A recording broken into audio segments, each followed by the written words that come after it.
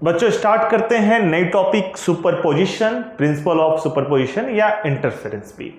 Interference आपका basically superposition है दो कोहेरेंट वेव जिनका सेम एम्पलीट्यूड, सेम फ्रीक्वेंसी और कांस्टेंट फेज डिफरेंस है। अब ये कोहेरेंट वेव क्या होते हैं आगे पढ़ेंगे, पहले हम सुपरपोजिशन जान लेते हैं। तो सुपरपोजिशन क्या होता है, जब दो वेव सुपर इम्पोज होते हैं, वो किसी भी तरीके से सुपर इम्पोज हो सकते हैं और वैसे केस में जो उनका रिजल्टेंट डिस्प्लेसमेंट होगा वो सारे डिस्प्लेसमेंट का वेक्टर सम होगा, मतलब विथ साइन हम उसे ऐड करेंगे। तो this is principle of superposition कि जितने भी वेव ऐड होंगे उनका रिजल्टेंट डिस्प्लेसमेंट वेक्टर सम होगा, सुपर इंपोज होंगे। तो पहले आप प्रिंसिपल ऑफ सुपरपोजिशन लिख लीजिए स्टेटमेंट के साथ और फिर इसे हम डिटेल में समझते हैं कि क्या होता है सुपरपोजिशन। अब जैसे देखिए, आई होप आपने लिख लिया होगा, दोबारा इस स्लाइड पे आएंगे हम लोग। तो यहां पे देखिए सुपर इंटरफेरेंस ऑफ वेव या सुपरपोजिशन ऑफ वेव समझते हैं क्या है। तो देखिए जैसे मान लेते हैं एक ये वेव है आपका जिसका एम्पलीट्यूड y1 है, डिस्प्लेसमेंट y1 है, एम्पलीट्यूड a1 ले लेते हैं। इसका एम्पलीट्यूड a1 है, ये एक वेव है y1, इसका एम्पलीट्यूड a1 ले लेते हैं, या सिंपली a ले लेते हैं हम एम्पलीट्यूड, दूसरे का हम b ले लेंगे। और एक दूसरा वेव है हमारे लिए, इसका एम्पलीट्यूड हमने a ले लिया। एक दूसरा वेव है, इसका एम्पलीट्यूड हमने b ले लिया, y2 वेव। अब ये दोनों जब सुपर इंपोज करेंगे तो एक नया वेव मिलेगा इस तरीके से कुछ, उसका जो रिजल्टेंट डिस्प्लेसमेंट होगा वो दोनों के डिस्प्लेसमेंट का सम हो जाएगा। लेकिन अगर यही वेव उल्टा होंगे ना, इसको कंस्ट्रक्टिव इंटरफेरेंस बोलते हैं, अगर यही वेव उल्टा होंगे, जैसे ये y1 हो गया, जो y2 है वो इसके अपोजिट में है, लाइक नीचे इस तरीके से, तो इस केस में जो रिजल्टेंट वेव मिलेगा वो छोटा मिलेगा। ठीक है, इसको डिस्ट्रक्टिव इंटरफेरेंस कहते हैं। तो ये दोनों तो डिटेल में पढ़ेंगे, बट यहां से एक फंडा हमें ये क्लियर हुआ कि अगर दो वेव सुपर इंपोज होते हैं, अगर दो वेव सुपर इंपोज होते हैं तो उनका जो रिजल्टेंट डिस्प्लेसमेंट है वो वेक्टर सम होता है बाकी सारे डिस्प्लेसमेंट का, यानी कि y is equal to y1 plus y2 plus y3 plus plus yn। ये आप लिख लीजिए, आई होप आपने लिख लिया होगा। नेक्स्ट इसकी थ्योरी बात करते हैं। तो देखिए थ्योरी ऑफ सुपरपोजिशन, जैसा कि हमने समझा कि जो रिजल्टेंट एम्पलीट्यूड होगा, रिजल्टेंट डिस्प्लेसमेंट होगा, वो दोनों के वेक्टर सम के बराबर होगा, या n वेव है तो n के वेक्टर सम के बराबर होगा। तो मान लेते हैं एक वेव है आपका y is equal to y1 is equal to a sin omega t plus 5, दूसरा वेव है y2 is equal to b sin omega t plus 5। एक है y1 is equal to a sin omega t और y2 is equal to b sin omega t plus 5। अगर ये दोनों जब super impose होंगे तो आपका जो रिजल्टेंट वेव मिलेगा y is equal to y1 plus y2, ये इन दोनों का एडिशन होगा। अब अगर हम इसे सॉल्व करेंगे तो दो वेव ऐड होकर, जैसा कि आपने अभी देखा कि दो वेव जब ऐड होता है तो आपको एक नया वेव मिल रहा है। वो जो नया वेव मिल रहा है, जैसा कि इस केस में वो भी एक वेव है, दोनों केस में वेव वो मिल रहा है, वो ऐड हो रहा है तभी भी वेव मिल रहा है, सब्ट्रैक्ट हो रहा है तभी भी वेव मिल रहा है। तो यहां पे भी दो वेव जब ऐड होंगे तो आपको एक नया वेव मिलेगा, उसका एम्पलीट्यूड कैपिटल A मान लेते हैं, मतलब जो नया वेव मिला उसका एम्पलीट्यूड कैपिटल A होगा। तो ये जो कैपिटल A है वो a square plus B square plus 2ab cos phi के बराबर होगा। फाई दोनों के बीच में फेज डिफरेंस है। अब ये कैसे निकाला, ये सिंपल तरीका से निकाला। y आपका y1 plus y2 by principle of superposition, y1 आपका a sin ओमेगा t हो गया, y2 b sin omega t plus 5 हो गया। अब इसको अगर थोड़ा सिंप्लीफाई करते हैं तो sin omega t plus 5, sin omega t plus 5 को अगर हम ब्रेक करते हैं sin a प्लस b के फॉर्मूले से, तो ये बन जाएगा sin omega t cos phi plus cos omega t sin phi, cos omega t sin phi. और इसको अगर आप सिंप्लीफाई करते हो तो sin ओमेगा t वाला टर्म एक साइड, तो a sin omega t plus b cos phi sin omega t, तो a plus b cos phi आपका sin ओमेगा t के साथ और b cos फाई आपका cos ओमेगा t के साथ। अब अगर आपको रिजल्टेंट एम्पलीट्यूड निकालना है तो रिजल्टेंट एम्पलीट्यूड a, ये a plus B cos phi जो साइन के साथ था और b साइन फाई जो कॉस के साथ था, इन दोनों का रिजल्टेंट होगा। और अगर आप इसे सॉल्व करते हो तो ये बनकर आएगा a square plus B square cos square phi plus 2ab cos phi और plus B square sine square phi.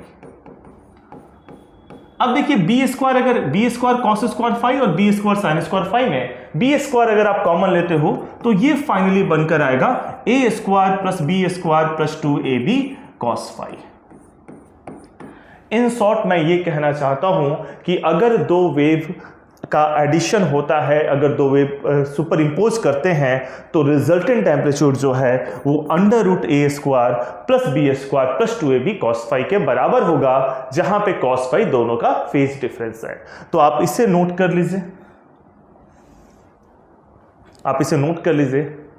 I hope आपने पॉज कर इसे नोट कर लिया होगा। एक और एग्जांपल देख लेते हैं, फिर इंटेंसिटी पे भी बात करेंगे हम लोग। अगेन एक और एग्जांपल देखते हैं, अगर कोई कंफ्यूजन है तो यहाँ पे देखिए, इसे मैंने पूरा समझाने के लिए बड़ा ले लिया है। अगर कंफ्यूजन क्रिएट हो रहा है तो बस आप इतना समझिए, नोट करके इस बात को लिख लीजिए और इतना ही समझिए फिर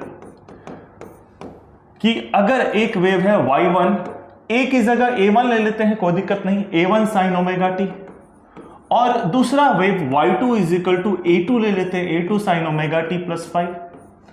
तो ये दोनों सब ऐड होंगे ना, तो एक नया वेव मिलेगा, और उस वेव को अगर आप ऐसे लिख पाते हो sine omega T plus theta, theta और फाई अलग अलग है, तो इस ए का वैल्यू, इस एम्पलीट्यूड का value under root a1 square plus a2 square plus 2a1 a2 cos phi होगा। सिंपल वे में मैं इतना कहना चाहता हूं, दिस इज फाई, ये phi angle, phi is the phase difference. तो ये मैं कहना चाह रहा था एम्पलीट्यूड के केस में, जो थ्योरी ऑफ सुपर इंपोजिशन बताया उसमें इतना ही कहना चाह रहा था मैं।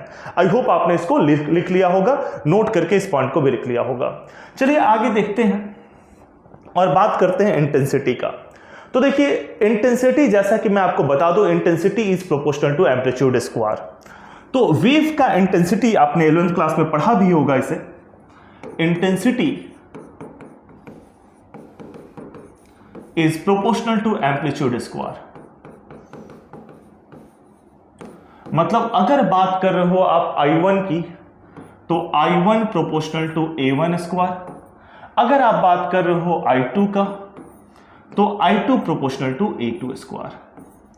अच्छा, अगर प्रोपोर्शनलिटी की साइन हटाते हैं तो क्या होगा, तो एक कांस्टेंट आएगा, जैसा कि हम जानते हैं वो कांस्टेंट K मान लेते हैं, यानी कि I1 हो जाएगा आपका K A1 square, proportionality sign हटा तो एक कांस्टेंट आया, दैट कांस्टेंट इज के, और I2 हो जाएगा K A2 square. This is equation 1, this is equation 2।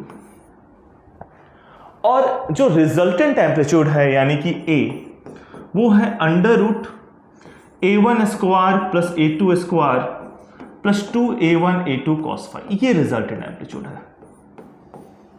अभी हमने निकाला इसे। तो देखिए रिजल्टेंट एम्पलीट्यूड जो कि है under root A1 square plus A2 square plus 2A1 A2 cos phi, resultant intensity उसके प्रोपोर्शनल होगा। मैंने a square plus B square plus 2ab cos phi, बात एक ही आपको समझने के लिए दोनों टर्म मैंने यूज कर लिया, दोनों वेरिएबल यूज कर लिया। कभी a1 a2 मिल सकता है, कभी ab मिल सकता है, दोनों में से कुछ भी मिल सकता है। तो i proportional to a square. अब i proportional to a square, तो आप लिख सकते हो i इज इक्वल टू के ए स्क्वायर, के ए स्क्वायर। अब इस a का वैल्यू पुट कर देंगे और हम रिजल्टेंट इंटेंसिटी निकाल लेंगे। तो आप इसे नोट डाउन कर लीजिए और हम कैलकुलेट कर रहे हैं अब रिजल्टेंट इंटेंसिटी। आई होप आपने पॉज करके इसे लिख लिया होगा। तो अब बात कर रहे हैं रिजल्टेंट इंटेंसिटी का।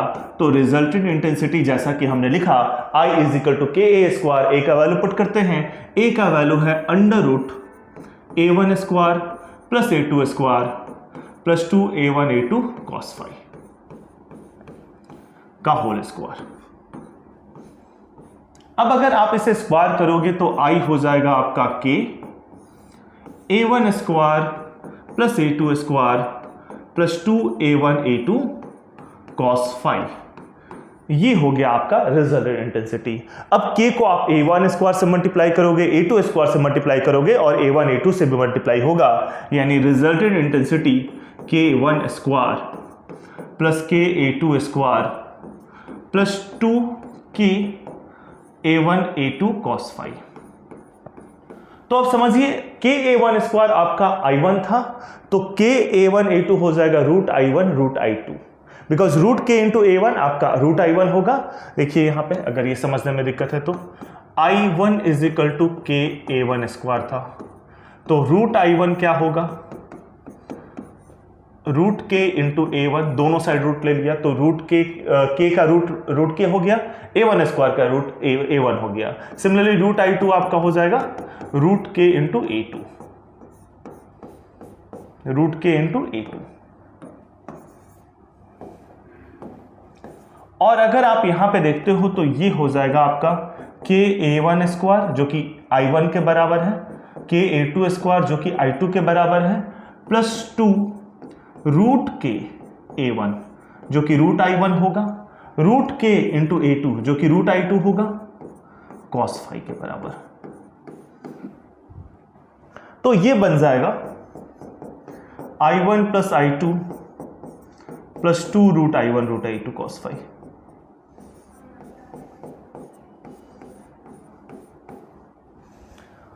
सो ये आपका रिजल्टेंट इंटेंसिटी आ गया। इसमें अगर कहीं कोई दिक्कत है तो ये आप मुझे बता सकते हैं। आई थिंक आपको समझ में आ गया होगा, कोई इश्यू नहीं आया होगा। रिजल्टेंट एम्पलीट्यूड आपने निकाल लिया, A is equal to under root A1 square plus A2 square plus 2A1 A2 cos phi, और रिजल्टेंट इंटेंसिटी आपने निकाल लिया I1 plus I2 plus 2 root I1 root I2 cos phi. तो ये रिजल्टेंट एम्पलीट्यूड और रिजल्टेंट इंटेंसिटी आपने निकाल लिया। इसे आप नोट करके एक पॉइंट के फॉर्म में भी लिख सकते हैं, लाइक नोट करके रिजल्टेंट एम्पलीट्यूड, क्योंकि ये फॉर्मूला मेन है जो आपको याद होना चाहिए। यहां पे रिजल्टेंट एम्पलीट्यूड ये हो गया आपका under root A1 square plus A2 square plus 2A1 A2 cos phi. आप AB भी ले सकते हो, A square plus B square plus 2AB cos phi. और रिजल्टेंट इंटेंसिटी ये I1 plus I2 plus 2 root I1 root I2 cos phi. So resultant amplitude आ गया, resultant intensity आ गया। आप इन दोनों पॉइंट को नोट डाउन कर लीजिए।